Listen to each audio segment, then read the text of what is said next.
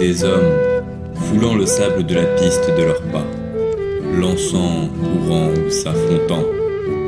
Une compétition où le seul but serait que chacun se dépasse. Un si beau cadeau, un si bel espoir d'un idéal de paix oublié depuis longtemps dans la Grèce antique. Pourquoi la France ne l'offrirait-elle pas au monde alors ?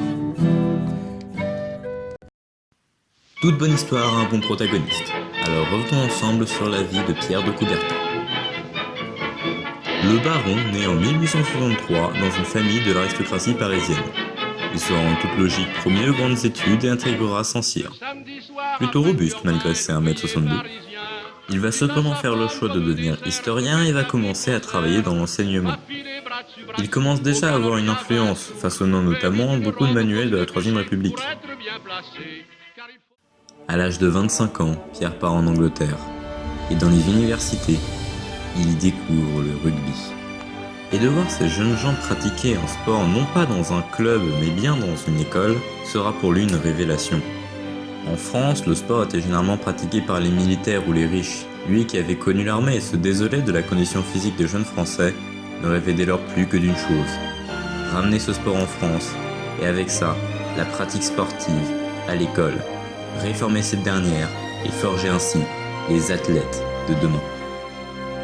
Vous l'aurez donc compris, c'est de là que vient l'une des plus grandes valeurs des Jeux Olympiques et dont Pierre de Coubertin se fera le fer de lance, à savoir l'amateurisme. Pierre se justifie d'ailleurs en ces mots. Être amateur, ce n'est pas seulement refuser la condition dégradante du sportif professionnel venu des classes populaires, c'est se distinguer également des hommes de loisirs qui jouent au sport mais qui n'en font point. Si vous étiez un totif au cours d'histoire, vous sauriez... Pourquoi j'ai l'impression de me parler à moi-même ? Bref, vous sauriez que la Troisième République est née en 1870, à la chute du Second Empire, suite à la bataille de Sedan. Imaginez le petit Pierre qui alors a 7 ans. On lui vante les mérites de la Grande République. Un régime où les valeurs d'égalité et de liberté dicteraient les décisions politiques. Un régime qui émergerait des décombres des vieux empires et qui formerait des hommes nouveaux.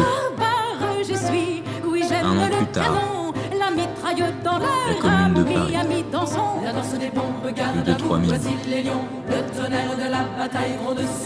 Mais qu'importe, si la République n'a pas pu créer ces hommes, alors Pierre le fera. Et il ne compte pas s'arrêter là, il le sait, la France est divisée, mais le sport peut l'aider. Il pourrait jouer en direction des jeunes élites de la naissante démocratie française, le même rôle que la religion et les libertés locales de la démocratie américaine. Pour reprendre encore une fois ses paroles. Il commencera par le comité pour la propagande des exercices physiques dans l'éducation, puis donnera au rugby français la plus grande distinction de son histoire. Le trophée aujourd'hui légendaire est convoité par 14 équipes chaque année, le bouclier de Brennus. D'ailleurs, pour l'anecdote, ce bouclier s'appelle comme ça parce que celui qui l'a construit n'était bien évidemment pas Pierre de Coubertin, mais était Brennus. Voilà. Il y a une chose qui passionne Pierre depuis bien plus longtemps. Depuis sa petite enfance où les rêves emplissaient sa tête. Les épreuves d'Olympie.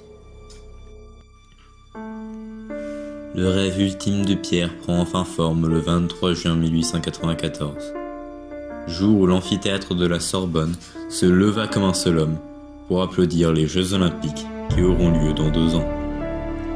Et quel meilleur endroit pour commencer ce voyage que celui où tout s'est arrêté il y a plus de 2000 ans, la Grèce et sa capitale, Athènes.